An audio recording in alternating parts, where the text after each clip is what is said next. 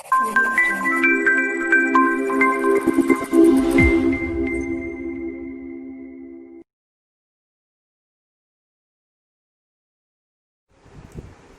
Friends, कैसे हो? मैं हूं हार्दिक पटेल, आविष्कार एकेडमी में आपका स्वागत करता हूं। चलो, जो हमारा नया टॉपिक है उसके लिए हम थोड़ी भी बातें करते हैं। उससे पहले हम क्या करते हैं, कुछ चीज़ें हैं जो अब तक पढ़ी हैं उसको एक बार रिकॉल कर लेते हैं। तो रिकॉल में मैं क्या करवाने वाला हूं, रिकॉल में आपको मैं थोड़ी चीज़ें जैसे कि कौन से फंक्शन से कोई फंक्शन दिए हैं तो उसके लिए क्या कंडीशन लगती है, वो सब चीज़ें हम डिस्कस करेंगे। तो मैं आपको थोड़ा बहुत बेसिक सा रिविज़न करा देता हूँ जो आपको हमेशा याद रहना चाहिए। जैसे कि मेरे पास यहाँ पर है फंक्शन, कोई फंक्शन मुझे दिया है तो उसके लिए कंडीशन क्या लगानी है वो मुझे पता होना चाहिए। क्या पता होना चाहिए कि फंक्शन के लिए कंडीशन क्या लगानी चाहिए। तो सबसे पहले आता है बहुपदी, मतलब कि पोलिनोमियल फंक्शन। कौन सा? Polynomial function. अब पोलिनोमियल फंक्शन के लिए आपको पता है पोलिनोमियल अगर कहाँ हो, पोलिनोमियल कहाँ हो, अगर न्यूमरेटर में है, न्यूमरेटर में है तो पोलिनोमियल किसको बोलेंगे, इस तरीके की वैल्यूज़ को पोलिनोमियल बोलेंगे। तो आपका x बिलोंग्स टू क्या हो जाएगा, r हो जाएगा। मतलब कि आर क्लब का मेंबर बोल सकते हैं हम, इसको क्या बोल सकते हैं, आर क्लब का मेंबर बोल सकते हैं। तो पोलिनोमियल आर ऑलवेज, उसका डोमेन हमेशा क्या होगा, आर होगा, मतलब कि कभी अनडिफाइंड नहीं होगा। फिर हमारे पास आता है 1 divide by F of x, जहाँ पर डिनोमिनेटर की बात हो रही है। तो डिनोमिनेटर वाले केस में क्या कंडीशन लग जाएगी कि नॉट इक्वल टू जीरो लग जाएगा। क्या लग जाएगा? नॉट इक्वल टू जीरो लग जाता है। ये भी सबको पता होगा। फिर और अगर आगे हिस्सा लेते हैं तो हमारे पास है अंडर रूट की चीज़ें। तो अंडर रूट में भी आपको पता है क्या होगा, ग्रेटर देन और इक्वल टू जीरो आ जाएगा। क्या आ जाएगा? ग्रेटर देन और इक्वल टू जीरो। बट यही क्या होता है, इन दोनों का कॉम्बिनेशन। जैसे कि डिवाइड में अंडर रूट आ जाए तो इस केस में क्या हो जाएगा, तो इस केस में सिर्फ ग्रेटर देन जीरो आएगा, इक्वल टू वाली साइन निकल जाएगी, क्योंकि नीचे डिनोमिनेटर में दिया है तो जीरो में नहीं ले सकता। तो ये सब चीज़ें हमें पता है पहले से, तो मैं जल्दी जल्दी से बता रहा हूँ आपको, आगे बढ़ रहा हूँ। फिर आपके पास आ जाता है लॉग, जहाँ पर बेस में कोई फंक्शन है और नंबर की जगह पर कोई फंक्शन है। तो इस वाले केस में क्या होगा, जो आपका नंबर है वो क्या होना चाहिए, ग्रेटर देन जीरो। बेस क्या होना चाहिए, वो भी ग्रेटर देन जीरो होना चाहिए। और दूसरी बात, बेस क्या नहीं होना चाहिए, इक्वल टू वन नहीं होना चाहिए। बेस क्या नहीं होना चाहिए, इक्वल टू वन नहीं होना चाहिए। फिर आपके पास रहते हैं इवन रूट्स।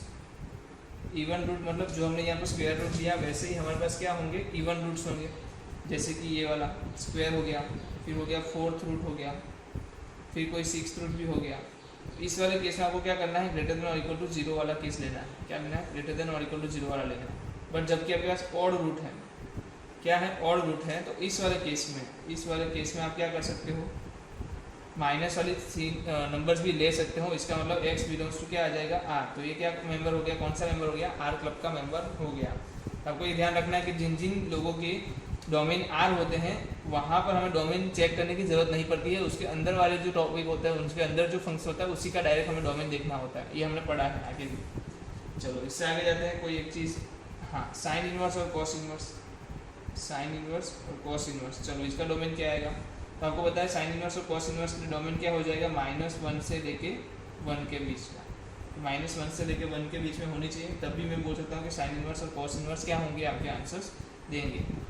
चलो और आगे जाते हैं। साइन और कॉस के लिए क्या है, साइन और कॉस के लिए आपको भी पता है, कोई भी वैल्यू दे दो साइन और कॉस की वैल्यू मिलती ही है। मतलब कि x बिलोंग्स टू r है, x बिलोंग्स टू r है, तो ये कौन से मेंबर हो गया, r क्लब के मेंबर हो गए। और एक इनवर्स में भी एक r क्लब का मेंबर आता था, कौन था, tan inverse. tan inverse and cot inverse, इन दोनों में क्या है, x belongs to r domain बनता है। ये कोई भी वैल्यू होगा tan इनवर्स उसका मिलेगा, और कोई भी वैल्यू होगी इसकी cot इनवर्स भी मिलेगा। तो उन दोनों का भी डोमेन क्या हो जाएगा, आपका x बिलोंग्स टू r हो जाएगा। इससे ज़्यादा कुछ और डिटेल में पढ़े तो ये बेसिक चीज़ें थी जो आपको पता होनी चाहिए, बहुत ज़्यादा डीप में हम नहीं जा रहे। तो ये सब चीज़ें हैं जो हमने ऑलरेडी डिस्कस करके रखी है डोमेन में। अब जो हम लेने वाले हैं वो है हमारा टॉपिक वो है हमारा topic greatest integer function. Greatest integer function, number ले लो। चलो, ग्रेटेस्ट इंटीजर नंबर मतलब कि जो आपका कोई भी नंबर होगा उससे पहले वाला, उससे लेफ्ट साइड वाला जो भी इंटीजर होगा वही उसका आंसर बनेगा। कैसे, समझ में नहीं आया? चलो पहले मैं बताऊँ डी नोट कैसे करते हैं। तो डी नोट करते हैं ऐसे बॉक्स की तरह। कैसे करते हैं, बॉक्स की तरह। और इस इंटीजर, चलो मैं मोस्ट नियरेस्ट नंबर इंटीजर, चलो nearest integer on left side. आपके लेफ्ट साइड पे, मतलब नंबर लाइन पर अगर आप खड़े हो तो आपके लेफ्ट साइड पे जो भी सबसे नज़दीक वाला इंटीजर होगा वही आपका क्या होगा, ग्रेटेस्ट इंटीजर ऑफ नंबर होगा। कैसे सर, समझ में नहीं आया, चलो चेक करते हैं। अगर मेरे को दिया है 2.2 तो मैं नंबर लाइन में 2.2 कहाँ रखूँगा, आपको पता है, मैं 2 और 3 के बीच में रखूँगा। तो 2.2 पे लेफ्ट साइड पे तो कहाँ हो गया, ये लेफ्ट साइड हो गई। लेफ्ट साइड पे नज़दीक से सबसे बड़ा नज़दीक इंटीजर कौन है, इंटीजर कौन है, 2 है। तो आंसर क्या आएगा इसका, सीधा सा 2। सर अगर 3 दे दिया होता तो हाँ, तो 3 पे खड़े रह जाओ। और नज़दीक का कहाँ हो गया, वहीं पे हो गया ना, नज़दीक का मतलब वही खुद हो गया। तो लेफ्ट साइड पे नज़दीक का कौन हो गया, वो खुद 3। समझ में आ रहा है। इंटीजर का आंसर तो क्या आ जाएगा, इंटीजर वैसे का वैसा आ जाएगा। बट अगर आपके पास क्या है, कोई पॉइंट में वैल्यूज है या इंटीजर नहीं है, नॉन इंटीजर वैल्यूज है, तो आपको चेक करना है कि लेफ्ट हैंड साइड पे कौन सा इंटीजर नज़दीकी है। जैसे कि मैं लेता हूँ -3.2, तो आप क्या करोगे, यहाँ पर -3.2 दिखाने की कोशिश करोगे, -3, -4, -3.2 इधर कुछ आया। तो लेफ्ट साइड देखना है हमें, कहाँ देखना है, लेफ्ट साइड। और नज़दीक कौन है, लेफ्ट साइड पे। नज़दीक ऐसा मत देखोगे ये राइट साइड पे भी नज़दीक, ऐसे तो मैं -3 ले लूँ, नहीं, लेफ्ट साइड पे पहला कौन आता है, लेफ्ट साइड पे पहला कौन आ गया, -4। तो इसका आंसर क्या आएगा, -4। समझ में आ रहा है। अगर मुझे दे दे 0.8 तो आंसर क्या आएगा, लेफ्ट साइड पे देखो तो कौन पहले आता है, 0। भले ही 0.2 ही दूर है, 1 क्या है, इससे 0.2 दूरी है, बट आपको क्या देखना है, राइट साइड देखना ही नहीं है आपको, तो सिर्फ कहाँ देखना है, लेफ्ट हैंड साइड पे देखना है कि लेफ्ट हैंड साइड पे जो वैल्यूज होगी वही आपकी क्या होगी, वैल्यूज होगी, अदरवाइज उसका वैल्यू नहीं होगा। तो आपको देखना कहाँ है, सिर्फ लेफ्ट हैंड साइड पे देखना है, उसके अलावा कोई जगह पे देखने की ज़रूरत नहीं है। चलो, तो ये हो गया आपके पास। कुछ और एग्जाम्पल भी ले सकते हैं। 5/3 दे दिया, 5/3 कहाँ पर आता है आपको पता होना चाहिए, 1 और 2 के बीच में आता है। तो मतलब अगर 1 और 2 के बीच में कहीं पे आ गया तो इससे लेफ्ट साइड पे पहला कौन आ गया, 1। तो इसका आंसर क्या आएगा, 1 आएगा। समझ में आ रहा है कैसे कर सकते हैं। ओके, चलो एक क्वेश्चन ले लेते हैं। एक क्वेश्चन ले लेता हूँ मैं। मेरे पास है sin π² x plus sin -π² x, then f of π/2 find करो। क्या होता है, तो घबराने की ज़रूरत नहीं है, हम देखते हैं पहले क्या होता है क्या नहीं होता है, उससे हमें पता चल जाएगा कौन सी वैल्यू लेनी है कौन सी वैल्यू नहीं लेनी है। चलो, पहले मेरे पास है sin π²। तो π² की वैल्यू आपको पता होनी चाहिए। पाई की वैल्यू क्या होती है, 3.40। π² की वैल्यू क्या होती है, 9 पॉइंट समथिंग। चलो 9 पॉइंट समथिंग या 9.8 जैसा कुछ होता है। तो मुझे इतना पता चल गया कि 9 और 10 के बीच में π² की वैल्यू आएगी। तो आपको ये पता चल जाना चाहिए कि अगर मेरे पास इधर 9 पॉइंट समथिंग है x प्लस sin -9.8x, तो चलो मुझे जल्दी से ये बता दो कि इधर वैल्यू क्या आने वाली है। 9.8 कहाँ होगा, 9 और 10 के बीच में। तो लेफ्ट हैंड साइड पे इंटीजर कौन आएगा, 9। तो यह हो जाएगा 9x। फिर यहाँ बताओ साइन, यहाँ पर क्या आएगा, -9.8 किसके बीच में होता है, कोई बता सकता है। अगर मैं ड्रॉ करता हूँ तो -9 और -10 के बीच में क्या होगा, -9.8। तो लेफ्ट हैंड साइड पे कौन पहला आ रहा है, -10। तो इधर क्या आ जाएगा, -10x। अब x की जगह पे आपको क्या रखना था, f ऑफ π/2 रखना था। तो आप क्या रखोगे, sin 9 π/2 प्लस साइन -10 का माइनस बाहर भी ले सकते हो, तो -10 π/2। तो यहाँ पाई हो जाएगा। और आपको पता है कि n क्या होता है आंसर, n आंसर क्या होगा, 0 होगा। Sine n is equal to 0। तो n की जगह 5 है, क्या फर्क पड़ता है, इंटीजर होगा ना, n क्या होगा, हमेशा इंटीजर होगा। तो ये फाई क्या है, इंटीजर ही है। तो साइन 5 क्या होता है, इक्वल टू 0। Sign 9 π/2, sign 9 π/2। तो आपको एक चीज़ पता होनी चाहिए, आप ऐसे भी ड्रॉ करके ले सकते हो और साइन का ये वाला ग्राफ भी ड्रॉ कर सकते हो, ये वाला ग्राफ भी ड्रॉ कर सकते हो। तो आपको पता होगा ये 0, ये π/2, ये 3 π/2, 5 π/2, 7 π/2, 9 π/2। तो आंसर क्या आया, 1। साइन 9 π/2 क्या दे रहा है आंसर, 1। तो 1 - 0 क्या आ जाएगा आपका, 1 आ जाएगा। समझ में आया कैसे करना है, सिंपल सी चीज़ है, बहुत आसानी तरीके से आप ग्रेटेस्ट इंटीजर फंक्शन निकाल सकते हो, कोई लंबा चौड़ा काम नहीं है, ठीक है। आपको एक चीज़ ध्यान रखनी है कि आप जहाँ भी खड़े हो उसके लेफ्ट साइड पे जो भी इंटीजर दिख रहा है पहला, वही आपका क्या है, ग्रेटेस्ट इंटीजर फंक्शन है। अगर आप इंटीजर पे ही खड़े हो तो आंसर क्या बन जाएगा, तुरंत ही इंटीजर ही आंसर बन जाएगा। समझ में आ रहा है। तो ये हो गया हमारा ग्रेटेस्ट इंटीजर फंक्शन। चलो हम उसका ग्राफ भी देख लेते हैं कि ग्राफ कैसा ड्रॉ होता है। तो ग्राफिकली अगर मैं इसको ड्रॉ करने की कोशिश करूँ तो कैसा दिखेगा मुझे, तो चलो हम ग्राफ ले लेते हैं। y इक्वल टू क्या दे दिया हमने, ग्रेटेस्ट इंटीजर फंक्शन। तो y मेरा है अभी ग्रेटेस्ट इंटीजर फंक्शन और ये x की वैल्यू है। तो x की वैल्यू क्या होगी, 0 होगी, 1 होगी, 2 होगी, 3 होगी, -1 होगी, -2 होगी। चलो इतना है, ऐसा समझ लो। अगर मेरी वैल्यू 0 से 1 के बीच में है, 1 नहीं है ऐसा समझ लो, 0 से 1 के बीच में है तो उसके लेफ्ट हैंड साइड पे कौन सा इंटीजर आएगा, 0। मतलब कि हर बार अगर मैं 0 से 1 के बीच में कोई भी वैल्यू डाल दूँ तो मुझे ग्रेटेस्ट इंटीजर फंक्शन की वैल्यू क्या मिलेगी, 0 मिलेगी ना। तो मैं इतना समझ गया कि 0 से 1 के बीच में हर एक के लिए y क्या आने वाला है, आपका 0 ही आने वाला है। तो इसको मैं क्या कर दूँ, y इक्वल टू 0 पे डिनोट कर देता हूँ। नहीं समझ में आया, चलो मैं लेता हूँ। मैं लेता हूँ -2 और -1 के बीच में कोई वैल्यू ले लो, -2 और -1 के बीच में कोई वैल्यू ले लो। आपने सपोज ले लिया -1.5, तो -1.5 से तुरंत लेफ्ट में कौन सा इंटीजर आ रहा है, आपको भी पता है -2 आ रहा है। तो y की वैल्यू क्या हो रही है, -2। कहाँ पर हो रही है, तो -1 और -2 के बीच में, -1 से लेकर -2 में y क्या हो रहा है, ये -1 ले लो, ये -2 हो रहा है। तो -1 और -2 के बीच में हो रहा है y आपका ये वाला, y क्या हो रहा है, -2 हो रहा है। और दूसरा -2 पे भी क्या होगा, -2 पे भी क्या होगा, -2 ही होगा। बट -1 पे क्या हो जाएगा, आपको पता है -1 पे उसका आंसर तुरंत भी क्या बन जाएगा, -1 बन जाएगा। जैसे ही आप x की वैल्यू क्या रखोगे इधर -1, तो y की वैल्यू क्या आ जाएगी, जब इंटीजर है तब तो इंटीजर ही आता है। तो -1 की वैल्यू जब भी, तो मतलब ये पॉइंट्स जो हैं वो कहाँ पर आएंगे, ये पॉइंट्स जो है वो कहाँ पर आएंगे, y equal to x line पे। अगर आप समझदार हो तो, आप समझदार हो तो कैसे, क्योंकि इंटीजर जब हो रहा है, जब मैं x की वैल्यू इंटीजर ले रहा हूँ तो y की वैल्यू क्या आ रही है, वो सेम वैल्यू आ रही है, इंटीजर की जो वैल्यू है वही सेम आ रही है। इसका मतलब कि y equal to x line आ रही है। तो जो भी मेरे डॉट वाले जो पॉइंट है वो सब पॉइंट कहाँ है, सब y इक्वल टू x वाली लाइन पे है। चलो अब मैं देखता हूँ -1 पे है। अब 0 से -1 के बीच में कोई भी वैल्यू ले लूँ, जैसे कि -0.3, -0.7, ये सब वैल्यूज ऐसी है जो -1 से 0 में लाई करती है। तो उससे तुरंत लेफ्ट साइड पे अगर आप इंटीजर देखने जाते हो तो आपको कौन सा मिलता है, -1 इंटीजर मिलता है। तो इसका मतलब अगर मैं 0 से लेके -1 के बीच में कोई भी वैल्यू ले लूँ, मुझे क्या आंसर मिलेगा, हमेशा y का आंसर क्या मिलेगा, -1 पे। x का वैल्यू क्या लेनी है, -1 से 0 के बीच में, और y की वैल्यू आपको हर बार क्या मिलेगी, सेम, क्या, -1। सिवाय क्या, जब 0 होता है तब 0 होने पे क्या हो जाएगा, y आपका 0 हो जाएगा, तब ये -1 नहीं रहेगा। तो 0 से 1 के बीच में आंसर क्या आएगा, 1। फिर 1 से 2 के बीच में आंसर क्या आएगा, तो कि 1 से लेके 2 में ओपन, फिर 2 से लेके 3 में, 2 में डार्क और 3 तक ओपन। तो मतलब कैसा आ रहा है, डार्क से लेके ओपन, डार्क से लेके ओपन, ऐसे आपका ग्राफ बनता जा रहा है। समझ में आ रहा है। और ये जो ओपन वाला ग्राफ है वो आपका हो जाएगा y equal to x minus 1। क्या हो जाएगा, y equal to x minus 1।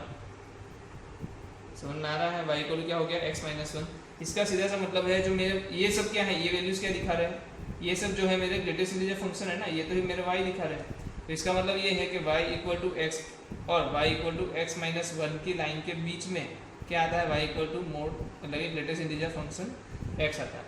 But इसमें ध्यान रखो कि ये इन्वॉल्व नहीं है, ठीक है। तो इधर इक्वल टू वाली साइन नहीं आएगी, मतलब x greatest integer function x और सॉरी इधर क्या आएगा, इक्वल नहीं आएगा x माइनस 1। तो ये आपको पता होना चाहिए, बहुत ज़्यादा काम की चीज़ नहीं है, बट निकाल सकते हो आप। कैसे पता चला, ये जो लाइन होती है वो क्या हो रही है, y equal to x line हो रही है, और ये लाइन क्या हो रही है, y equal to x minus 1 line हो रही है। और जो आपके सभी आंसर है वो क्या है, इन बिटवीन ही आ रहे हैं, सभी इसके बीच में ही आ रहे हैं। तो हम क्या बोल सकते हैं, x और x माइनस 1 से, x और x माइनस 1 से, सॉरी हमने थोड़ी गलती कर दी, x माइनस 1 कहाँ आएगा, इस तरफ आएगा, x माइनस 1 छोटा होता है ना, x माइनस 1 से क्या आएगा, बड़ा,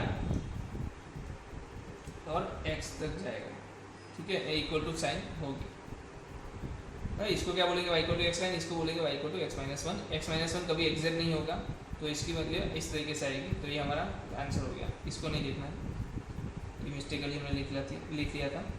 समझ में आ रहा है क्या हो रहा है, ये चीज़ आपको याद रखनी है, बहुत ज़्यादा डीपा में मत लगाओ। हमने ये ग्राफ ड्रॉ किया है, ग्राफ ड्रॉने पे आप फोकस करोगे, ग्राफ कैसे ड्रॉ किया है। तो हम क्या करते हैं, जहाँ पर भी मुझे वैल्यू दी है मैं वहाँ खड़ा हो जाता हूँ। तो मुझे पता है उसके पीछे की सभी वैल्यू के लिए इंटीजर फंक्शन, जैसे कि मैं कोई इंटीजर 2 पे खड़ा हो गया, तो 2 से इस तरफ मैं जाऊँगा, 3 तक ना पहुँच जाऊँ, तब तक मेरी ग्रेटेस्ट इंटीजर वैल्यू फंक्शन क्या देगा, 2 देगा। जब तक मैं 3 पे पहुँचता नहीं हूँ तब तक मुझे ग्रेटेस्ट इंटीजर फंक्शन क्या वैल्यू देगा, 2 देगा।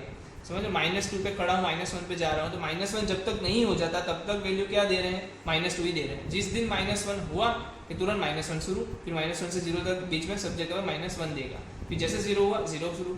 समझ में आ रहा है। चलो क्वेश्चंस लेते हैं, क्वेश्चन से और ज़्यादा समझ में आएगा अगर आपको इसमें समझ नहीं आ रही। कुछ प्रॉपर्टीज़ मैं आपको दिखा देता हूँ, कुछ प्रॉपर्टीज़ का मैं डिस्कशन करना चाहूँगा। तो उसमें प्रॉपर्टीज़ में अगर पढ़े, पहली प्रॉपर्टीज़ है हमारे पास कि अगर ग्रेटेस्ट इंटीजर फंक्शन के अंदर इंटीजर है तो आंसर क्या आएगा, तुरंत इंटीजर आ जाएगा। जैसे कि 2 है तो आंसर 2, अगर -3 है तो आंसर -3।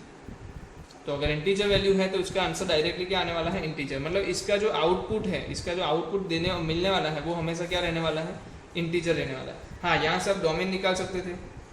चलो डोमेन क्या आएगा, तो आप देख रहे हो एक्स में माइनस इन्फाइनाइट से लेके मैं इन्फाइनाइट जा रहा हूँ, माइनस इन्फाइनाइट से लेके कहाँ तक जा रहा हूँ, इन्फाइनाइट तक जा रहा हूँ। बट वाई की वैल्यू क्या आ रही है बताओ मुझे, तो रेंज, रेंज मतलब वाई की वैल्यूज। तो वाई की वैल्यूज आप चेक करो, -2, -1, 0, 1, 2, मतलब सब इंटीजर वैल्यूज ही आ रही है। तो इसको क्या बोलेंगे, रेंज हमारी क्या हो जाएगी, इंटीजर वैल्यूज, मतलब कि आई।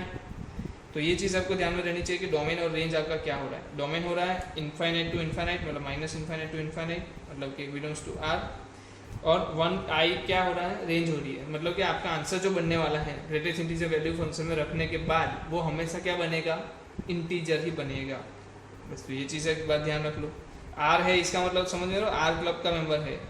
इसका मतलब क्या, अगर मुझे इसके अंदर लॉग करके एक्स दे दिया होता तो मैं किसका डोमेन निकालता, मैं इसका ही डोमेन निकालता। ये तो डोमेन मांगेगा ही नहीं, डोमेन इग्नोर कर सकते हैं, डोमेन इग्नोर कर सकते हैं, ठीक है। तो इस केस में हम डोमेन इग्नोर करेंगे क्योंकि हमें पता है आर क्लब का मेंबर है, इसको फर्क नहीं पड़ता कि लॉग का आंसर क्या आएगा, वो हमेशा क्या है, डिफाइन है ही है, तो हम वहाँ पर चेक करने की जरूरत ही नहीं है। अब देखो प्रॉपर्टीज देख रहे थे हम लोग कि इंटीजर वैल्यू है तो आपका आंसर क्या आने वाला है, इंटीजर ही आने वाला है। भले वो माइनस इंटीजर भी क्यों ना हो, आपके पास आंसर क्या आएगा, माइनस में आएगा, मतलब कि वो वैसे के वैसे ही बाहर निकलेगा। चलो दूसरा एक ले लेते हैं। अगर मेरे पास इंटीजर फंक्शन में, मतलब ग्रेटेस्ट इंटीजर फंक्शन के अंदर कोई इंटीजर है प्लस कुछ वैल्यूज है, कोई इंटीजर है प्लस कुछ वैल्यूज है, तो मैं इंटीजर को क्या कर सकता हूँ, बाहर निकाल सकता हूँ उस ब्रैकेट से, मतलब ग्रेटेस्ट इंटीजर फंक्शन से बाहर निकाल सकता हूँ। बहुत इंपॉर्टेंट है। जैसे कि मैं माइनस है तो माइनस को भी बाहर निकाल सकता हूँ, कोई बात नहीं। अगर कोई माइनस है तो मैं क्या कर सकता हूँ, -i लेके भी बाहर निकाल सकता हूँ। बट एक चीज़ है, अगर मेरे पास क्या है, kx है, मतलब मल्टीप्लाई में है, तो मैं ऐसा नहीं लिख सकता, ए को बाहर निकाल दिया, ऐसा नहीं लिख सकता। मल्टीप्लीकेशन में ये पॉसिबल नहीं है। बट समेशन में अगर आपके पास क्या है, इंटीजर है, तो आप इंटीजर को बाहर निकाल सकते हो। क्या, सिर्फ इंटीजर बाहर निकलेगा, इंटीजर बाहर निकलेगा, ये आप ध्यान रख लेना, सिर्फ इंटीजर बाहर निकलेगा, बाकी कोई वैल्यू बाहर नहीं निकलेगी। तो एक चीज़ आपको ध्यान में होनी चाहिए। सर समझ में नहीं आया, अरे मैं बता रहा हूँ, आपके पास अगर है 0.32 + 2, इसको क्या बोलते हैं, 2.32। पहले तो इसका आंसर बता दो क्या आएगा, कोई बोल सकता है 2 आएगा, तो मैं चलो इसका आंसर निकालता हूँ। तो इसमें इंटीजर वैल्यू क्या है, 2 है, तो मैं उसको बाहर निकाल सकता हूँ, तो मैंने बाहर निकाल दिया 0.32 + 2। 0.32 का इंटीजर क्या वैल्यू होगी, greatest integer value, left hand side पे क्या आएगा, 0। 0 + 2 क्या आया, 2। तो फिर समझ में आ रहा है, दोनों सेम वैल्यू आ रही है। इसका मतलब मैं इंटीजर को क्या कर सकता हूँ, बाहर निकाल सकता हूँ। प्लस इंटीजर है तो प्लस, और माइनस इंटीजर है तो माइनस भी बाहर निकाल सकता हूँ। चलो और एक क्वेश्चन देख लेते, थर्ड। अरे मेरे mod x = कुछ 2 वैल्यू दे दी, चलो इसका क्या मतलब बनता है, मतलब इसका मतलब बनता है कि अगर y जो है ना वो 2 है, इसका सीधा मतलब क्या है, आपका जो y है वो 2 है, वो कब पॉसिबल हो रहा है वो आपको ढूंढना है। तो आपको पता होगा कि आप 2 कब आंसर दोगे, जब आप 2 पे खड़े हो तब आप 2 का आंसर दोगे, या आप 2 से ज़्यादा पे कहीं पे खड़े हो तब तक आंसर दोगे। कब तक दे सकते हो, जब वो 3 ना हो जाए, जब तक वो 3 ना हो जाए तब तक आप आंसर दे सकते हो। 2 का 3 के बीच में कहीं पे भी 2, इसका मतलब जो मेरा x है वो कहाँ से कहाँ आएगा, 2 से लेके 3 के बीच में, 2 से लेके 3 के बीच में। मतलब मोड ये जो है मेरे पास मोड नहीं, इसको बोले ग्रेटेस्ट इंटीजर फंक्शन x है, अगर वो n होता, n कोई भी वैल्यू होती तो क्या आता, n(x) n+1, और यहाँ पर इक्वल टू की साइन नहीं आती। क्यों नहीं आती, अगर इक्वल टू हो जाता तो इंटीजर क्या बन जाता, n+1 बन जाता, जहाँ पर आपके पास क्या है, n ही है। तो n के लिए आपको एक चीज़ पता चल गई कि जब भी आपको दे तो क्या कर सकते हो। चलो कोई एग्जाम्पल लेते, जैसे -2 दिया है तो क्या आंसर आएगा, तो -2 तो लिख दो, x लिख दो, -2 में 1 ऐड करो, क्या आएगा, -1। चलो x = क्या दिया होता, आपको दिया था पाई दिया होता, चलो तो क्या है पॉसिबल है, पाई क्या है, इंटीजर वैल्यू है, नहीं है, तो ये पॉसिबल ही नॉट पॉसिबल, कि कभी भी इसका आउटपुट क्या नहीं आ सकता, नॉन इंटीजर वैल्यू नहीं आ सकती। तो ये ध्यान रखना है आपको, कब आपका आउटपुट सही हो रहा है, कहीं आपका आउटपुट नहीं हो रहा है। तो क्या नहीं हो सकता, इसका मतलब ये है कि हम कहीं भी आंसर क्या नहीं ले सकते, नॉन इंटीजर वैल्यू नहीं ले सकते, ठीक है। और आगे बढ़े तो ये हमारे पास 3 प्रॉपर्टी आ गई है। इंटीजर वैल्यू है तो क्या होगा, integer value same to same बाहर निकलेगी। दूसरी बात, इंटीजर वैल्यू में क्या है, समेशन में इंटीजर वैल्यू सब्ट्रैक्शन में है तो हम उसको बाहर निकाल सकते हैं। दूसरी बात, और इस तरीके से अगर मुझे दे दे इंटीजर वैल्यू की वैल्यू कुछ कांस्टेंट वैल्यू दे दे तो मैं इस तरीके से x की वैल्यू की रेंज निकाल सकता हूँ, ठीक है। चलो कोई क्वेश्चंस देख लेते हैं एक आध, जिससे कि आपको और मज़ा आए, ठीक है। और ये टॉपिक बहुत इंपॉर्टेंट है, याद रखना, बहुत जगह पे इसका यूज़ होता है डोमेन ढूंढने के क्वेश्चंस में, तो आप यहाँ पर ध्यान दिए अगर कहीं भी आगे पीछे ना हो। जैसे कि मेरे पास है इंटीजर फंक्शन के अंदर x plus greatest integer function के अंदर x plus greatest integer function के अंदर x प्लस x, और इसको बंद कर दिया है, ओके, इज इक्वल टू 4 दिया। तो आपको फाइंड करना है x इक्वल टू क्वेश्चन में x क्या है वो फाइंड करना है। तो क्वेश्चन के दिखाओ पे चाहे तो बहुत पेचीदा लग रहा है, समझ में नहीं आ रहा कैसे करेंगे, बट आप देखो अच्छे से हम सॉल्व करते हैं। पहली बात, इसमें प्रॉपर्टी का यूज़ करो। अगर मेरे पास x प्लस इंटीजर, इसका आउटपुट क्या है, इसका आउटपुट क्या है इंटीजर, आपको पता है इसका आंसर क्या आएगा, इंटीजर ही आएगा ना। अगर मैं ये लिख रहा हूँ इसका मतलब क्या है, इसका जो आंसर आने वाला है वो क्या आने वाला है, इंटीजर। तो मैं क्या बोल सकता हूँ, इसको इंटीजर बोल सकता हूँ, इसको मैं इंटीजर बोल सकता हूँ। तो x प्लस आई है तो मैं क्या लिखूंगा, x प्लस आई है तो मैं ऐसे लिखूंगा। फिर आपके पास क्या आ गया, चलो आपके पास तो यही है। फिर x प्लस है तो इसको भी इंटीजर बोल दिया, इसको भी इंटीजर बोल दिया, तो मैं वापस से क्या लिख दूंगा, ऐसे करके अलग कर दूंगा, फिर वापस इसको भी अलग कर दूंगा। समझ में आ रहा है, क्यों, क्योंकि सब इंटीजर वैल्यू होते हैं, इंटीजर वैल्यू को मैं बाहर हटा सकता हूँ। तो इसका मतलब ये जो पूरा लिखा हुआ है उसका हो क्या जाएगा, x plus x plus x plus x greatest integer functions में इज इक्वल टू 4 आ जाएगा। इसका सीधा मतलब 4 greatest integer function x is equal to 4, 4 4 cancel, आपका आ गया answer greatest integer function x equal to 1। अगर 1 है तो आंसर क्या आएगा, 1 से लेके 2 के बीच में, 1 से लेके 2 के बीच में, बट 2 नहीं होगा, क्या नहीं होगा, 2 नहीं होगा। ये हमने देखा ना, अगर क्या हो greatest integer function equal to n हो तो क्या आता है, n से लेके n प्लस 1 होता है। तो हमने वही किया, 1 से लेके 2 ले लिया। आ रहा है समझ में, इजी है, सिंपल है, काम की चीज़ है, सीखना ज़रूरी है, ठीक है। और क्वेश्चंस देते हैं इसके रिलेटेड जहाँ पर और समझ में आ जाए हमें। तो मेरे पास क्वेश्चन है, एक और इम्पोर्टेंट टॉपिक है जहाँ पर दिया है मुझे x प्लस माइनस एक्स। तो इसके सिंपल से 2 आंसर बनते हैं। अगर तो ये इंटीजर वैल्यू है तो आंसर क्या आ जाएगी सीधे, जैसे कि x is equal to integer. पर अगर ये इंटीजर नहीं है, नॉट इक्वल टू इंटीजर, तो इसका आंसर आ जाएगा -1। सर कैसे, चेक कर लेते हैं। हम x इक्वल टू 2 ले लेते हैं और दूसरी में x इक्वल टू -0.3 ले लेते हैं। x इक्वल टू 2 लो तो क्या आएगा, 2 का आंसर देख लो, -2 तो क्या आएगा, इसका तो 2 आ गया क्योंकि इंटीजर है, वैसे की वैसे आएगी। ये भी इंटीजर है तो वैसे की वैसे आएगी, तो 2 - 2 क्या हो जाएगा, 0। बट यहाँ पर देखते हैं तो 0.3 आएगा प्लस -0.3। चलो इसका ग्रेटेस्ट इंटीजर वैल्यू क्या आएगा, क्या आएगा, 0.3 से लेफ्ट साइड पे कौन आएगा, 0 आएगा। बट -0.3 के लेफ्ट साइड पे कौन आता है, -1। तो आपको आंसर क्या आया, -1। तो इस तरीके से चेक कर सकते हो, आप चेक कर सकते हो, और वैल्यू भी लेके चेक कर सकते हो। 2.7 ले लो, 3.8 ले लो, कुछ भी वैल्यू चेक कर सकते हो। -1.5 ले लो, वहाँ पर भी आप चेक करो कि आपका आंसर हमेशा क्या मिलेगा। अगर ये नॉन इंटीजर वैल्यू है तो आंसर मिलेगा -1। अगर ये इंटीजर वैल्यू है 3 चेक कर लो, 10 चेक कर लो, सबके लिए आंसर क्या मिलेगा, 0 ही मिलेगा। समझ रहे हो। तो ये हमें जब भी क्या मिल जाए, x और -x का ग्रेटेस्ट इंटीजर वैल्यू फंक्शन को समेशन में दिखा दे, तो हम क्या बोल देंगे, भाई इंटीजर वैल्यू है तो 0 लिख दे, अगर इंटीजर वैल्यू नहीं है तो उसका -1 लिख दे। आया समझ में। चलो और एक क्वेश्चन देख लेते हैं, सिंपल सा। फाइंड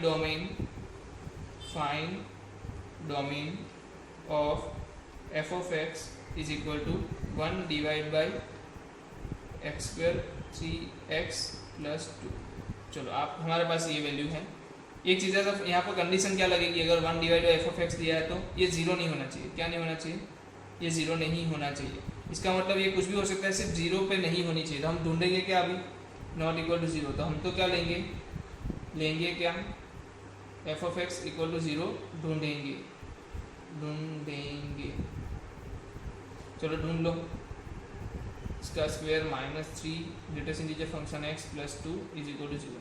अब तो क्या करो आप, इसको t इज इक्वल टू ले लो greatest integer function, t² -3t plus 2 is equal to 0। इसका आंसर क्या आ रहा है, जल्दी से बोलो, t -1 और t -2 इज इक्वल टू 0। तो t इक्वल टू 1 आ गया और t इक्वल टू 2 आ गया। यहाँ याद रखना और है मतलब इन दोनों का यूनियन होगा। और दूसरी बात, t इक्वल टू 1 है तो क्या लिखूंगा मैं, greatest integer function x equal to 1 और greatest integer function x equal to 2। इसका आंसर क्या होगा, हमने देखा यहाँ पर 1 से लेके कहाँ तक, 2 तक, पर उसमें 2 शामिल नहीं है। यहाँ का वैल्यू 2 से लेके x की कहाँ तक 3 तक, उसमें 2 शामिल है। तो अगर मैं जब इसका यूनियन करूँगा तो आंसर क्या मिलेगा, आप इसको ड्रॉ करके भी कर सकते हो। ड्रॉ क्या हो रहा है, 1 से लेके 2, जहाँ पर 1 की वैल्यू है बट 2 की वैल्यू नहीं है। फिर आपके पास क्या आ रहा है, यहाँ पर 2 से लेके 3, जहाँ पर 2 की वैल्यू है बट 3 की वैल्यू नहीं है। तब जब इन दोनों का समेशन करते हो, मतलब समेशन करना मतलब यूनियन करते हो, तो आपको पता चल गया 1 से 2 भी इन्वॉल्व हो गया और 3 तक जाएगा बट 3 नहीं होगा। तो आंसर क्या आएगा 1 से 3, जहाँ पर 1 है बट 3 नहीं है। तो x की वैल्यू क्या आ गई 1 से 3, जहाँ पर 3 नहीं है। से सिंपल है ना, सिंपल है, आसान ही है, आ ही सकता है, सबको आ सकता है। ठीक है, और देखते हैं कुछ नया इसके अंदर कोई क्वेश्चंस नए बन सकते हैं। तो चलो एक क्वेश्चन और देख लेते हैं, और आज मज़ा आने वाला है। ये सिंपल सा टास्क है एक अलग सा नया कॉन्सेप्ट है आपके लिए, शायद से पहली बार देखा होगा, ऐसा भी हो सकता है कुछ लोगों ने या पहले देख लिया होगा, वैसा ही बन सकता है। बट जो लोग पहली बार देख रहे हैं उसके लिए भी ये डिफिकल्ट नहीं है, आसानी से इसका आंसर्स ला सकते हैं। अब मेरे पास है if y equal to 2x plus 3 and y equal to 3 bracket मतलब इंटीजर फंक्शन के अंदर x माइनस 1 प्लस 5, तो फाइंड करना है मुझे x प्लस वाई का ग्रेटेस्ट इंटीजर फंक्शन। चलो ये आपको फाइंड करना है। तो सबसे पहला काम तो आप क्या करो, x को फाइंड कर लो। क्या करो, x को फाइंड कर लो कि पॉसिबल x क्या होगा। तो इसके लिए क्या करना है आपको, सिंपल y इक्वल टू दिया तो दोनों को क्या करो, इक्वलाइज कर दो। तो इसको मैं क्या बोल सकता हूँ, दोनों इक्वल है ऐसा बोल सकता हूँ। चलो मैंने इक्वल कर दिया। आपको पता है अगर अंदर इंटीजर वैल्यू है तो उसको मैं क्या कर सकता हूँ, बाहर निकाल सकता हूँ। तो मैं क्या करूँगा, पहले तो बाहर निकाल दूंगा, तो अंदर क्या बच जाएगा x माइनस 1। इसको मैं क्या लिख सकता हूँ, ऐसे ब्रैकेट में लिख दूँ जिससे मल्टीप्लीकेशन आसान हो। और यहाँ पर क्या है 2x प्लस 3, तो इसका आंसर क्या आएगा 3 greatest integer function x minus 3 plus 5, इधर है प्लस 3 और 2x। इसको इस तरफ ले जाओ, क्या हो जाएगा x is equal two plus 2a 1। क्या आंसर आ रहा है, इंटीजर फंक्शन x की वैल्यू आ रही है 1।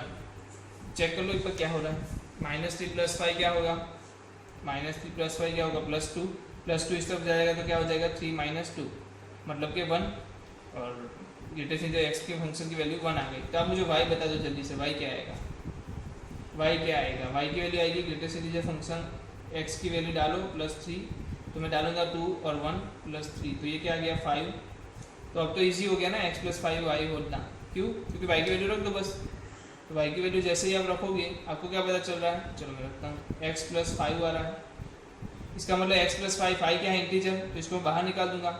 जैसे ही बाहर निकलेगा क्या मिल जाएगा 5 प्लस में मिल जाएगा, और इसकी वैल्यू तो आपको पता है क्या है 1, तो 1 प्लस 6 क्या आ गया, सॉरी 1 प्लस 5 क्या आ गया 6, 1 प्लस 5 क्या आ गया 6 आ गया समझ में। तो ये क्वेश्चन कोई भी कर सकता था, सिंपल था। क्या आ रहा है आंसर 6 आ रहा है। ठीक है, मैंने जो क्वेश्चंस लिया था सॉल्व किया था उसमें 3x माइनस 2 था, तो उस वजह से आंसर मिसमैच हो रहा था, इसलिए मैं चेक कर रहा था कि आंसर्स क्या आते हैं। ठीक है, उसमें आंसर आपका आ रहा है 15, तो आप घर से भी कर सकते हो, उसमें कोई दिक्कत वाली बात नहीं है। बट ये चीज़ें समझो आपको इसमें करना क्या था। पहले आपने क्या फाइंड कर लिया, ये x फाइंड कर लिया, greatest integer function of x हमने फाइंड कर लिया, उससे हमने y की वैल्यू फाइंड कर ली। जैसे दोनों की वैल्यू मिल गई हम इसमें रख सकते हैं, तो जब पता चल गया y तो हमेशा क्या हो रहा है इंटीजर, इसका मतलब वो क्या होगा बाहर निकल जाएगा, तो बाहर निकल के ही हमें आंसर दे देगा। क्या आंसर आ रहा है आपका 6 आंसर आ रहा है। तो ये भी एकदम सिंपल सी चीज़ है, कोई इतनी दिक्कत वाली चीज़ नहीं है। और एक चीज़ अभी वापस से करवा रहा हूँ, x माइनस 1 से लेके ग्रेटेस्ट इंटीजर फंक्शन x और x के बीच में होता है, ये आपको याद रहना चाहिए। ठीक है, ये फिर से मैंने आपको बता दिया, जो ग्राफ करने के टाइम हमने ये पॉइंट निकाला था वो अलग पॉइंट मैं आपको फिर से रिकॉल करा रहा हूँ। चलो और एक वैल्यू ले लेते हैं, कुछ और लेते हैं, कुछ और कैसे लेते हैं। अगर 1 के बीच में मुझे दे दिया है मोड x दे दिया है और 3 के बीच में दे दिया है, ऐसा 1 और 3 के बीच में मुझे ऐसे दो इनइक्वालिटी एक साथ लगा दी है। इसका मतलब ये पता चल गया ये क्या है इंटीजर वैल्यू है। तो क्या क्या इंटीजर वैल्यू की क्या क्या वैल्यू पॉसिबल हो सकती है, इंटीजर वैल्यू की पॉसिबल वैल्यूज़ क्या हो सकती है, पॉसिबल वैल्यूज़ क्या हो सकती है। देखो 1 हो सकती है, 2 हो सकती है, या 3 हो सकती है। तो पहले 1 के लिए चेक करो, इक्वल टू 1 और इक्वल टू 2 और इक्वल टू 3। तो 1 के लिए चेक करो कि आपको क्या पता चलेगा, 1 से लेके कहाँ तक आएगी वैल्यू 2 तक। यहाँ क्या पता चलेगा 2 से लेके कहाँ तक वैल्यू आएगी 3 तक, और यहाँ क्या पता चलेगा 3 से लेके कहाँ तक वैल्यू जाएगी 4 तक। तो सिंपल भाषा में अगर इन तीनों का क्या करो यूनियन कर दो, ये क्या बोल रहा है 1 से लेके 2 तक जाओ भाई, पर 2 को मत लो। ये बोल रहा है 2 से लेके 3 तक जाओ, पर 3 को मत लो। और ये बोल रहा है 3 से लेके 4 तक जाओ, पर 3 को मत लो। समझ रहे हो? ये तीनों केस से आपको एक चीज़ पता चल रही है, तीनों केस से एक चीज़ पता चल रही है। अगर मैं इसका यूनियन करता हूँ तो 1 से 2, फिर 2 इग्नोर हो जाएगा 2 से 3, फिर 3 इग्नोर हो जाएगा 3 से 4। तो पूरा ऐसा आंसर आने वाला है वो है 1 से लेके 4, जहाँ पर 1 से लेके सब वैल्यूज आएगी, सिर्फ 4 नहीं आएगी। तो जो आपका आंसर बनेगा वो क्या बन गया, 1 से लेके x4, जहाँ पर 4 की वैल्यू नहीं आएगी। चलो कुछ और इसमें ट्रिकी करता हूँ मैं थोड़ा। एक है हमारे पास माइनस, ये x में आया और यहाँ पर 2 ही है, तो मुझे बता पॉसिबल वैल्यूज़ क्या है, पॉसिबल वैल्यूज़ क्या है। तो ये क्या हो सकता है, -1 हो सकता है, 0 हो सकता है, 1 हो सकता है, 2 हो सकता है। 2 की वैल्यू इन्वॉल्व नहीं है तो 2 नहीं हो सकता। तो -1 0 1 है, तो -1 के लिए तो क्या है आपको पता है, -1 के लिए x क्या हो सकता है, -1 से 0, 0 के लिए क्या हो सकता है 0 से लेके 1 तक, और 1 के लिए क्या हो सकता है 1 से लेके 2 तक जा सकता है। तो इन तीनों का कॉम्बाइन करोगे तो क्या पता चलेगा, आपका आंसर क्या मिलेगा, इस तरीके का आंसर मिलेगा। समझ में आया? तो ये आपका आंसर हो गया। अब इसका आंसर, ऐसे बहुत सारे क्वेश्चंस आप आसानी से घर पे बैठ के सॉल्व कर सकते हो, कोई बड़ी बात नहीं है। अगर मुझे दे दे mod x = 5 ग्रेटर देन और इक्वल टू 5, चलो नए पेज पे ले लेता हूँ मैं, ये वाला क्वेश्चन नए पेज पे दे देता हूँ।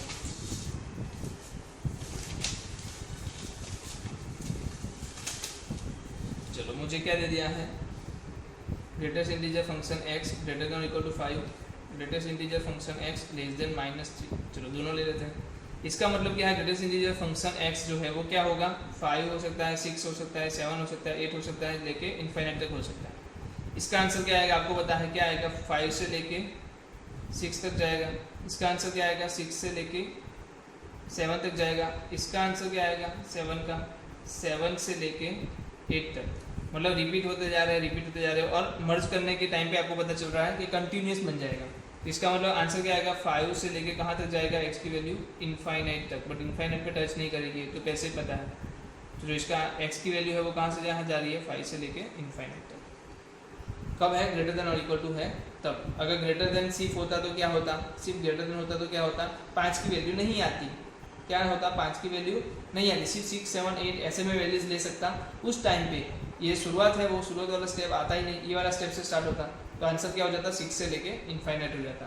ठीक है, यहाँ पर मेरे पास -3 तक है, तो मैं चेक करता हूँ। ओके, मेरे पास क्या हो सकता है, -2 हो सकता है, -1 हो सकता है, 0 हो सकता है, सॉरी माइनस लेस देन बोला है ना, तो -2 कहाँ हो सकता है, चलो गलती हो गई, -4 हो सकता है, -5 हो सकता है, -6 हो सकता है, ऐसे करते करते माइनस इनफाइनाइट जा सकता है। अब बात आ रही है कि -4 से, -4 के लिए क्या होता है x, तो -4 लेस देन और इक्वल टू -x और -3। चलो तो ये तो पता चल गया। फिर -5 के लिए क्या होगा, -5x और लेस देन -4।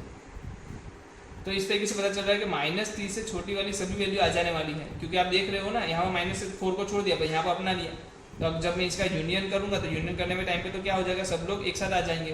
तो यहाँ पर आंसर क्या मिल जाएगा, x less than -3, x less then क्या मिल जाएगा, -3। यही मेरा आंसर हो जाएगा जब मैं इसको ग्रेटेस्ट इंटीजर फंक्शन से x को बाहर निकालूंगा, तब की बात कर रहा हूँ।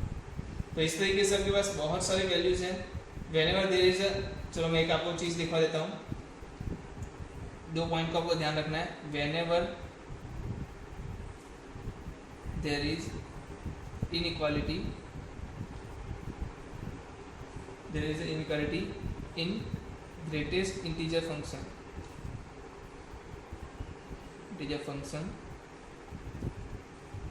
always draw number line।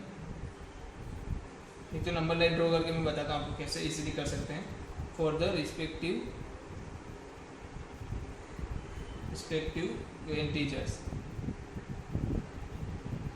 जैसे कि मेरे पास है ये 5, तो मैं क्या करूँगा, इसको 5 पे खड़ा रहूँगा।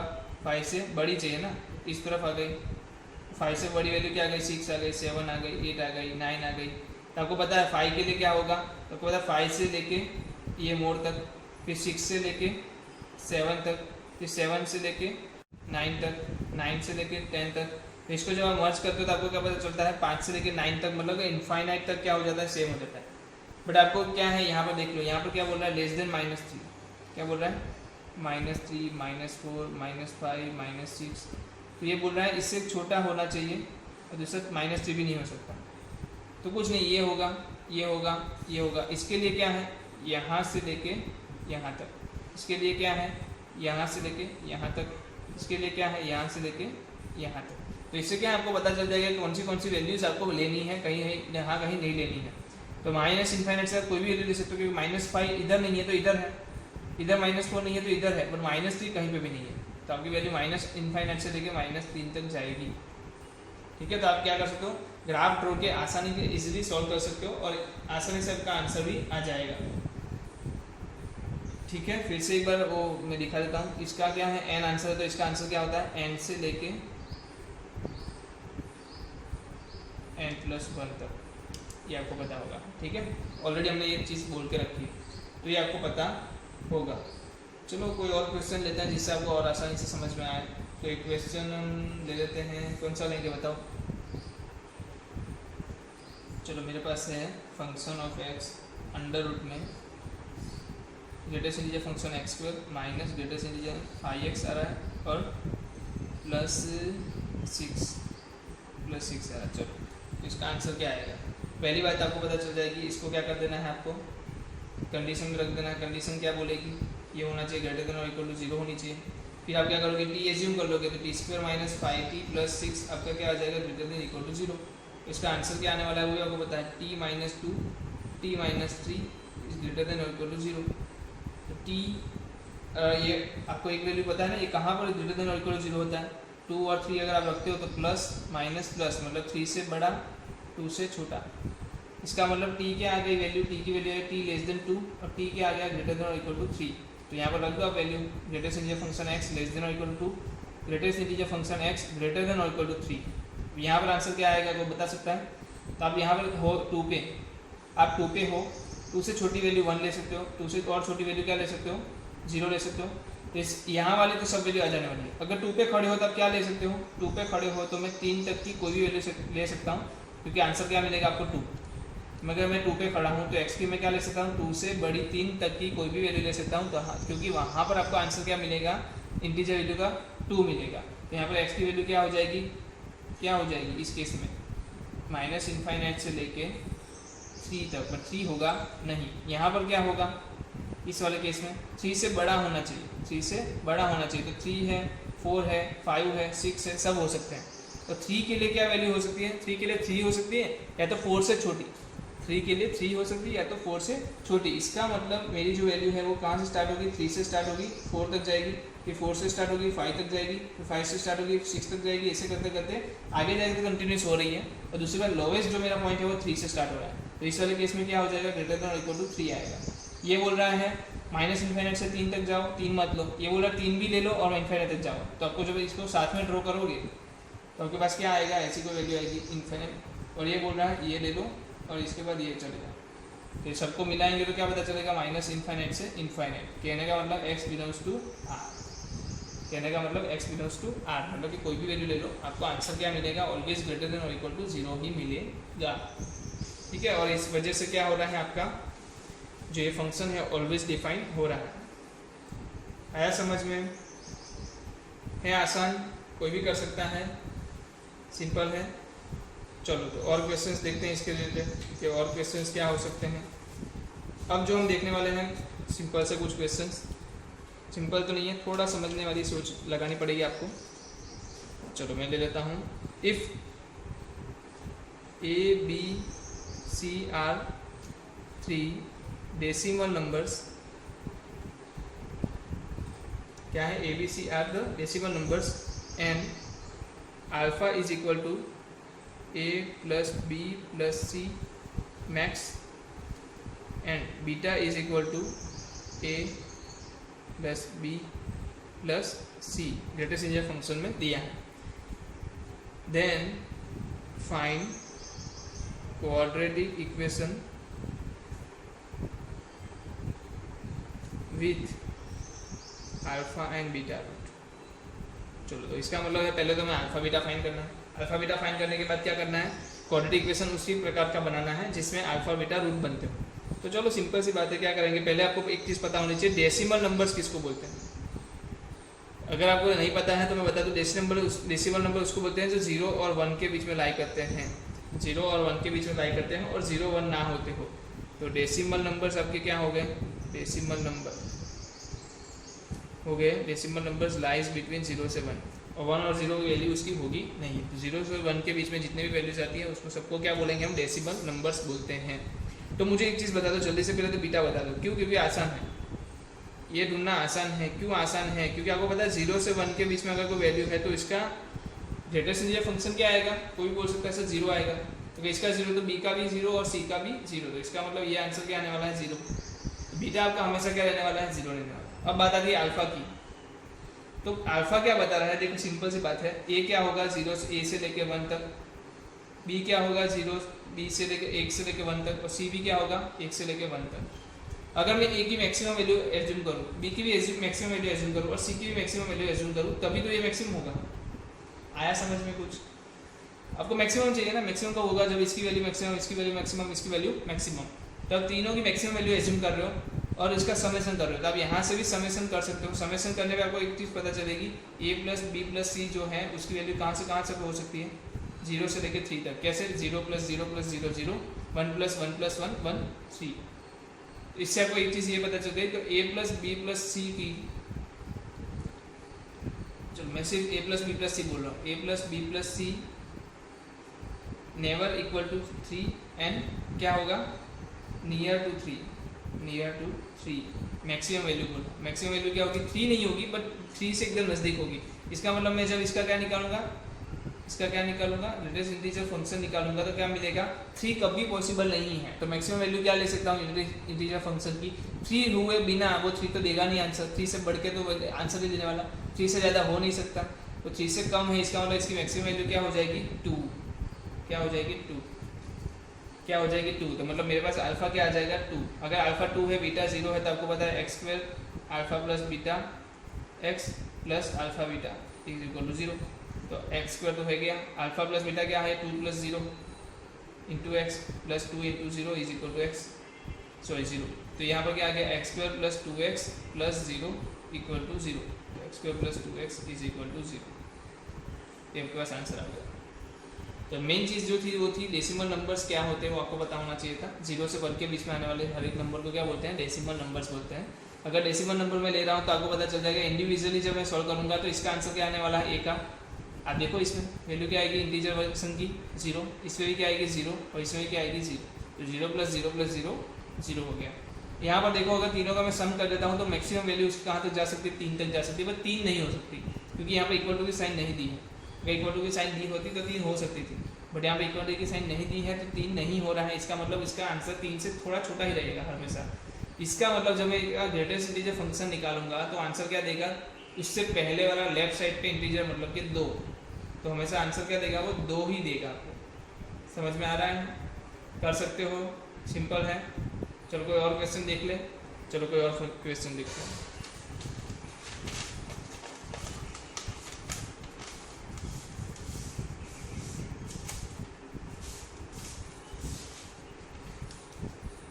कौन सा क्वेश्चन देखेंगे, हमारे पास क्वेश्चन है अभी मस्त वाला क्वेश्चन है, if x belongs to 0 to π/4 then the value of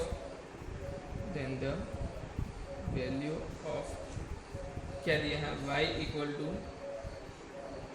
greatest integer function में sin x plus greatest integer function में cos x plus greatest integer function में tan x plus greatest integer function में sec x, बाहर क्या है सब bracket बंद। तो आपने जो पिछले वाले केस में देखा था x वाले टर्म्स में, यहाँ भी वो चीज़ कर सकता हूँ। ये क्या है इंटीजर, जिसको मैं बाहर निकाल सकता हूँ, तो ये क्या बन जाएगा, फिर से ग्रेटेस्ट इंटीजर फंक्शन में आ जाएगा। ठीक है, तो ये आपके पास ऐसा कुछ बनेगा। फिर आपको पता है ये दोनों इंटीजर है, ये क्या है नॉन इंटीजर, तो ये क्या हो जाएगा, ये भी अलग से अपना खोल के बैठ जाएगा दुकान, क्योंकि इंटीजर को आप क्या कर सकते हो, बाहर निकाल सकते हो ना। तो जब बाहर निकालोगे तो ब्रैकेट कहाँ चला जाएगा, इधर चला जाएगा, तो प्रोसेस को लग जाएगा। तो आपके पास क्या आ गया, 3 इंटीजर वैल्यूज आ गए। फिर आपके पास क्या आ गया, फिर साइन बोला मैं भी अलग से क्यों ना बैठ जाऊँ, तो साइन एक्स भी क्या हो गया, अलग से बैठ गया। ये चीज़ आपने ऑलरेडी एक बार देख ली, x plus x plus x plus अंदर वाला चीज़ था वो। तो हमारे पास कुछ ऐसा बनने वाला है। अब बात आती है 0 से पाई बाई 4 में इनकी रेंज क्या होगी, जो एक साइन एक्स की। तो 0 से पाई बाई 4 में साइन कैसा होगा, साइन की वैल्यू क्या होगी वो देखो जरा। साइन 0 पे 0 और पाई बाई 4 पे क्या होगा 1/√2। 1/√2 मतलब 0.70, तो ऐसा कुछ होगा 0.7 होगा। तो 0 से 0.7 में अगर कोई वैल्यू है तो उसका ग्रेटेस्ट इंटीजर फंक्शन क्या होगा, कोई भी बोल सकता है 0। सही बात है ना, 0 होगा। चलो इसका आंसर आएगा 0। cos x क्या होगा 0 से पाई बाई 4 के बीच में, 0 पे होता है वो 1, तो 0 लेनी है वैल्यू, 0 नहीं लेनी है, ठीक है। तो 0 से स्टार्ट करनी है पर 0 नहीं लेनी है, 0 से थोड़ा आगे, तो 1 कभी नहीं होगी, 1 से थोड़ा साइड पे रहेगा। और दूसरी पाई बाई 4 में वैल्यू क्या हो रही है 0.7, इसका मतलब मैं इसको इससे लिख दूँ 0.7 से लेके 1 तक, 0.7 से लेके 1 तक इसकी वैल्यू जाएगी। और ध्यान रखना 0.7 कभी नहीं होगी और 1 भी कभी नहीं होगी, तो इनके बीच में आने वाली है। तो इनके बीच में आने वाली मतलब इसका भी फंक्शन क्या आ जाएगा लेफ्ट हैंड साइड पे 0, इसका भी इंटीजर वैल्यू क्या आ जाएगी 0 ही आएगी। tan x में चेक करो, तो tan x 0 पे क्या होता है 0, पाई बाई 4 पे क्या होता है 1, पर 0 से 1 के बीच में अगर कोई वैल्यूज होती है जो 1 नहीं होती और 0 भी नहीं होती, मतलब कि डेसिमल वैल्यूज होती है, तो उस टाइम पे आपको पता है इसका भी इंटरनल फंक्शन क्या हो जाएगा, इंटीजर फंक्शन हो जाएगा 0 ही हो जाएगा। अब बात आई सेक की। सेक ने थोड़ा टेढ़ा बेड़ा किया, इसे टेढ़ा सेक 0 क्या होता है किसी को पता है 1 होता है। फिर सेक पाई बाई 4 क्या होता है, तो वो √2 होता है, √2 मतलब 1.41। अगर 1 से लेके 1.41 के बीच में है तो इसका आंसर क्या बनेगा, ग्रेटेस्ट इंटीजर फंक्शन में 1। तो आपका जो टोटल आंसर बनेगा समेशन के बाद वो क्या बनेगा 1। क्यों 1 आया, क्योंकि 1 से लेके 1.41 तक के बीच में है, तो इसका इंटीजर फंक्शन आप जब करते हो तो कहाँ पे वैल्यू मिलेगी 1 के। देख लो ना आप यहाँ पर 1 से लेके 2 के बीच में वैल्यू है, तो क्या बनेगा, ये बनेगा आंसर 1।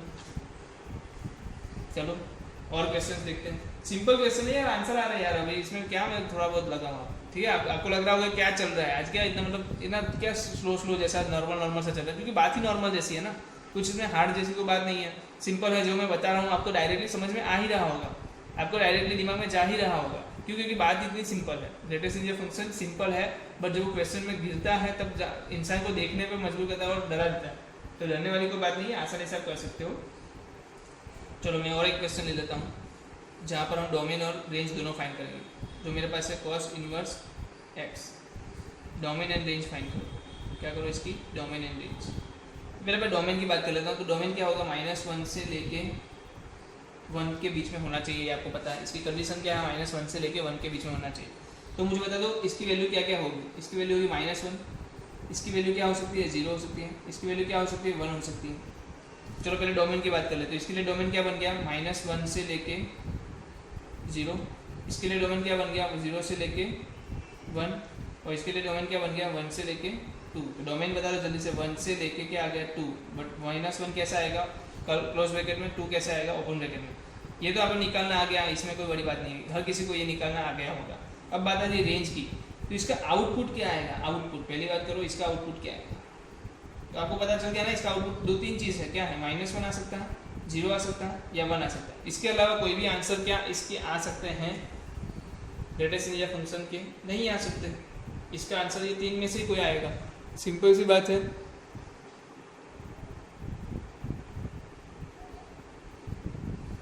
तो चलो क्या आंसर आएगा देखते हैं। -1 के लिए आंसर क्या आता है चेक करो। -1 के लिए आंसर क्या आएगा, अगर cos इनवर्स -1 कहाँ पर आता है, cos इनवर्स -1 कहाँ पर आता है पाई पे, cos 0 कहाँ पर आता है पाई/2 पे, और cos 1 कहाँ पर आता है 0 पे। इसका मतलब इसके 3 ही आंसर मिलेंगे, एक तो पाई मिलेगा, इसका पाई/2 मिलेगा या तो 0 मिलेगा। तो रेंज क्या हो जाएगी 0, पाई/2 और पाई। मतलब इसके cos इनवर्स के कितने आंसर मिलेंगे आपको, सिर्फ 3। कौन से 0, पाई/2 और पाई। तो ये क्या हो गया आपकी रेंज, ये क्या हो गया आपका डोमेन। समझ में आया। चलो एक और एग्जांपल लेते हैं मस्त वाला। वहाँ पर है मेरे पास y sine inverse x² minus half, चलो x² प्लस हाफ, क्या है x² प्लस हाफ। तो आपको एक चीज़ पता चल गई कि ये क्या होगा -1 से बीच में होगा। इसका जो आंसर है वो कहाँ होने वाला है 1 से बीच में होना चाहिए। इसका मतलब ये केस 1 केस 2 जैसा बात है, ये क्या होना चाहिए प्लस हाफ। एक बात तो होनी चाहिए ये इक्वल टू -1 होना चाहिए, दूसरा क्या होना चाहिए, दूसरा क्या होना चाहिए ये इक्वल टू 0 होना चाहिए, और तीसरा केस क्या होना चाहिए ये इक्वल टू होना चाहिए 1। इस केस में देखते हैं अगर ये -1 है तो इसकी वैल्यू क्या आएगी, ग्रेटेस्ट इंटीजर फंक्शन है -1 है तो -1 से लेके आएगा आपका आंसर 0 तक। यहाँ पर क्या आएगा बताओ जल्दी से। तो यहाँ पर 0 से बढ़ा के लेके x² प्लस हाफ से लेके 1 तक, और यहाँ से 1 से बढ़ा के x² प्लस हाफ कहाँ तक 2 के बीच में। ये आपके पास 3 केस बन गए। डोमेन फाइंड करने के लिए हम ये सब कर रहे हैं। तो अब हाफ है तो हाफ क्या करो, दोनों साइड माइनस करो, तो ये क्या हो जाएगा -3/2 और x²। और दूसरी बात x² कभी 0 से छोटा हो सकता है, पहले बताओ। नहीं हो सकता ना, क्योंकि x² तो पॉजिटिव नंबर है और 1/2 भी क्या है, पॉजिटिव नंबर है। तो पॉजिटिव नंबर का सम क्या आता है, पॉजिटिव नंबर। तो लेस देन 0 कभी नहीं होगा, तो नो सॉल्यूशन। इस वाले केस में कोई सॉल्यूशन नहीं है, तो करने की जरूरत ही नहीं है। देख के ही पता चल गया ना, x² है पॉजिटिव है, दूसरा भी पॉजिटिव नंबर, दोनों पॉजिटिव नंबर, मतलब आंसर पॉजिटिव होना चाहिए। पर ये क्या बोल रहा है, लेस देन 0, तो कभी पॉसिबल नहीं होगा, नो सॉल्यूशन। यहाँ पर चेक कर लो, तो यहाँ पर -1/2 ग्रेटर देन और इक्वल टू x², और यहाँ पर क्या आएगा प्लस, ये -1/2 प्लस हाफ हो जाएगा, क्योंकि दोनों साइड हमने क्या किया, हाफ कैंसिल कर दिया। तो अब x² तो हमेशा क्या -1/2 से बड़ा है ही, उसमें कुछ चेक करने की जरूरत नहीं है। बट x² क्या है, लेस देन 1/2 है, तो x² लेस देन 1/2 आपको आंसर पता है क्या होगा, -1/√2 से लेके 1/√2 तक। ये आपका आंसर हो जाएगा, जहाँ पर ये दोनों वैल्यू नहीं लेनी है। ठीक है, तो एक आंसर आपका ये हो गया। इस वाले केस में क्या आंसर हो रहा है, ये हाफ आ रहा है और यहाँ पर x² ये क्या आ रहा है 3/2। तो इसका मतलब x² क्या होगा, हाफ से बड़ा और 3/2 से बीच में। तो इस वाले केस में आपको एक चीज़ पता है क्या, इसका आंसर जो होने वाला है 1/√2 से लेके 3/2 के बीच में, और माइनस में 1/√2 से लेके -√3/2 के बीच में। ऐसा कुछ आंसर आपके पास आएगा। अगर आप क्या करोगे, इंडिविजुअली इसको सॉल्व करोगे तो भी आप कर सकते हो, बट आपका आंसर क्या आएगा मैं बता रहा हूँ, ये आने वाला है। और एक चीज़ यहाँ पर क्या बोल रहा है, -1/√2 से लेके 1/√2 आएगा, और यहाँ पर क्या है, ये 3/2 है ना, तो यहाँ पर इक्वल टू नहीं आएगा। ये ओपन का है, साइड वाले जो है वो ओपन है, अंदर वाले क्या है, क्लोज में है। यहाँ पर क्या थे, ओपन में थे। जब इसका दोनों का मर्जिंग करोगे तो आपको क्या पता चलेगा, -√3/2 से लेके कहाँ तक, √3/2 तक जाएगा। -√3/2 से लेके कहाँ तक जाएगा, √3/2, क्योंकि ये वाला जो पार्ट बाकी रह गया था ना, वो यहाँ से आ जाएगा। ठीक है, तो डोमेन आपका क्या बन रहा है, -√3/2 से लेके √3/2। अब बात आ रही है रेंज की, बात आती है रेंज की। तो साइन इनवर्स क्या हो सकता है, साइन इनवर्स -1 हो सकता है, साइन इनवर्स क्या हो सकता है 0 हो सकता है, और साइन इनवर्स क्या हो सकता है 1 हो सकता है। क्यों, क्योंकि आपको पता है इसकी 3 ही वैल्यू पॉसिबल है। एक तो -1 आ सकती है, एक तो 1 आ सकती है, एक तो 0 आ सकती है। तो जो -1 आएगी आपको वैल्यू पता है क्या होगा, -π/2। अगर 0 आ रही है तो आंसर 0, और 1 आ रहा है तो π/2। तो इसका आंसर क्या आएगा, -π/2 0 और π/2 इसकी रेंज हो गई। ये क्या है, रेंज है, ये क्या है, डोमेन है। तो क्या डोमेन और रेंज फाइंड करना आ गया आपको, सिंपल से। मैं आपको होमवर्क में ऐसे रिलेटेड क्वेश्चंस दूंगा, और डोंट वरी, अगर आपसे नहीं सोल्व होता तो हम नेक्स्ट लेक्चर में करेंगे, तो हमारा होता ही है। ठीक है, नेक्स्ट लेक्चर में हर बार करना होता ही है। चलो, और एक ही क्वेश्चन है जो अब एक क्वेश्चन रिमेनिंग रह गया है, वो उसको मैं करा के आपको आज का लेक्चर कंप्लीट करूँगा, और जो हमारा होमवर्क के क्वेश्चन है वो मैं आपको करने को दूंगा। तो एक क्वेश्चन, लास्ट क्वेश्चन है, इसके ऊपर ध्यान देना बहुत ज़रूरी है। अगर ध्यान नहीं दिया तो आप समझ नहीं पाओगे। क्या दिया है, ग्रेटेस्ट इंटीजर फंक्शन में x plus greatest integer function में 1/x = 2 दिया है। तो दूसरी बात, चलो अभी इसकी उधर बात करते हैं। जब भी आपको ऐसा कोई क्वेश्चन दे दे तो आप पॉसिबिलिटीज चेक करोगे। क्या करोगे, पॉसिबिलिटीज चेक करोगे। कौन सी पॉसिबिलिटीज, तो मैं बताता हूँ। 2 कब कब होगा, तो या तो ये हो सकता है 0 2, मतलब कि ये 0 हो और ये 2 हो, तो आंसर 2 आएगा। फिर आप हो सकता है ये इसका आंसर क्या आएगा ये बताओ पहले। तो इसका आंसर क्या आएगा, इंटीजर आएगा, ये तो फिक्स है ना। तो आंसर इंटीजर आएगा, तो मैं क्या बोल सकता हूँ 1 + 1 2 हो सकता है, 2 + 0 भी 1 और 2 हो सकता है। सर अब कोई बोलेगा सर माइनस ले लो ना, चलो -1 और 3 भी ले लेता हूँ बस। वैसे ये होगा नहीं, पर हम ले लेते हैं, क्यों नहीं होगा वो देखने के लिए बस। तो सबसे पहले मैं बता देता हूँ -1 और 3 ले लूँ या ये ले लूँ, ये वाला केस है। चलो -1 और 3 नहीं, एक काम करते हैं, ये लेते हैं, तो आपको ये समझ में आएगा क्यों नहीं होता। 0 से 2 ले लो। अगर आप पहला केस लेते हो, केस 1, देखो केस 1 आते ही सबको लग रहा होगा यार ये तो कुछ बड़ा हो गया, बट ये बहुत आसान चीज़ है। आपको इसी मेथड से जाना है, आपको चेक करना है पॉसिबिलिटीज़ क्या है, कैसे मैं 2 बना सकता हूँ। तो आप कैसे 2 बना सकते हो, 0 बना दो इसको, या तो ये 2 होगा, ये 1 होगा, या तो ये 1 होगा, ये 2 होगा, या तो ये 0 होगा, तभी क्या होगा आपका आंसर 2 आएगा। पहले केस में मैं ले रहा हूँ, ये क्या है, x = 0 है और 1/x इन ग्रेटेस्ट इंटीजर फंक्शन में 2 है। अब इसकी रेंज निकालो क्या आएगी, आपको पता है ऐसा दिया हो तो क्या होगा, 0 से लेके x क्या हो जाएगा 1 के बीच में, यहाँ पर 2 से लेके क्या हो जाएगा 3 के बीच में। अब तो आप क्या करो, इधर ये तो हो गई एक वैल्यू। अब इन दोनों का क्या होना चाहिए, ये क्या है, ये दोनों का एंड आता है बीच में, ये दोनों एक साथ होंगे तभी ये 2 देगा।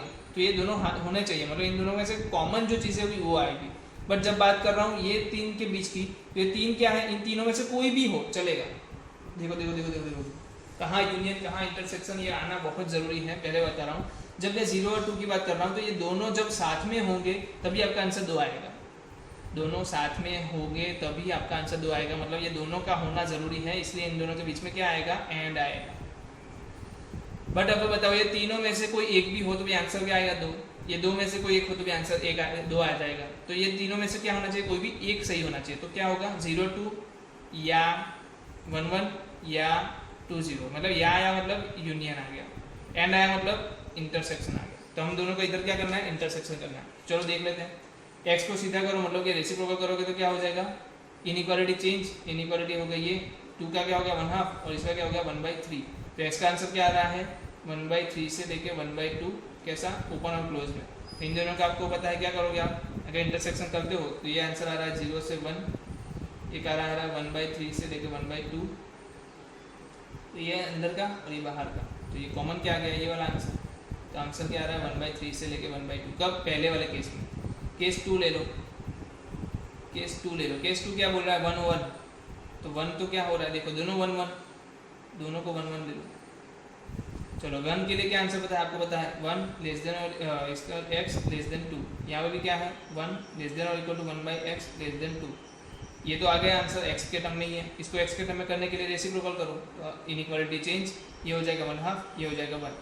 तो 1/2 से 1 के बीच में क्या आएगा, 1/2 से 1 के बीच में जहाँ 1 इन्वॉल्व है 1/2 इन्वॉल्व नहीं है, इन दोनों का इंटरसेक्शन क्या आएगा, वही 1/2 और 1। तो ये आपका दूसरा आंसर है, दूसरा, ये फर्स्ट है। केस 3 ले लो। केस 3 क्या बोल रहा है, केस 3 बोल रहा है ये जो इंटीजर फंक्शन x है वो 0 नहीं होना चाहिए, वो 2 होना चाहिए, और 1/x जो है उसका आंसर क्या आना चाहिए, 0 आना चाहिए। तो जल्दी जल्दी ले लो, अगर 2 है तो क्या होगा, x होगा 2 और 3 के बीच में, और ये क्या आएगा 0 से 1 के बीच में, तो 1 तो नॉर्मल आएगा। चलो 1/x आ गया, x को उल्टा करोगे तो ये क्या चला जाएगा, इनफाइनाइट पे चला जाएगा, इनइक्वालिटी चेंज, और 1/x है तो x हो गया और 1 का क्या हो जाएगा 1। तो ये आंसर क्या होगा, 1 से लेके इनफाइनाइट तक जा सकता है, इसका मतलब है 2 से लेके 3 तक जा सकता है। तो आप मुझे बताओ छोटा कौन है, ये वाला, और ये क्या इसमें आता है 1 से इनफाइनाइट कहाँ होता है, 1 से इनफाइनाइट आपका इस तरीके से होगा। 2 और 3 कहाँ होता है इधर, तो बोला 2 ले लो 3 नहीं लेना है, तो कोई बात नहीं, ये दूसरा ऊपर ओवरलैप हो गया। ओवरलैप क्या हुआ 2 से लेके 3 तक। पहले वाले केस में क्या आंसर आया, चलो माइनस वाला दे गया ना, माइनस वाला भी ले लो, तो इसको मैं ले लेता हूँ माइनस, इसको ले लो -1। तो क्या आया -1 से लेके x आया आपका 0 के बीच, फिर ये क्या आया 3, क्या 1/x क्या आ गया आपका 3 आ गया।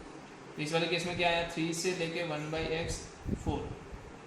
अब ये वैल्यू दे रहा है नेगेटिव, नेगेटिव वैल्यूज है ना सब x की, देखो पॉजिटिव वैल्यू है क्या इसमें, लेस देन 0 बोल दिया, सब नेगेटिव वैल्यूज है।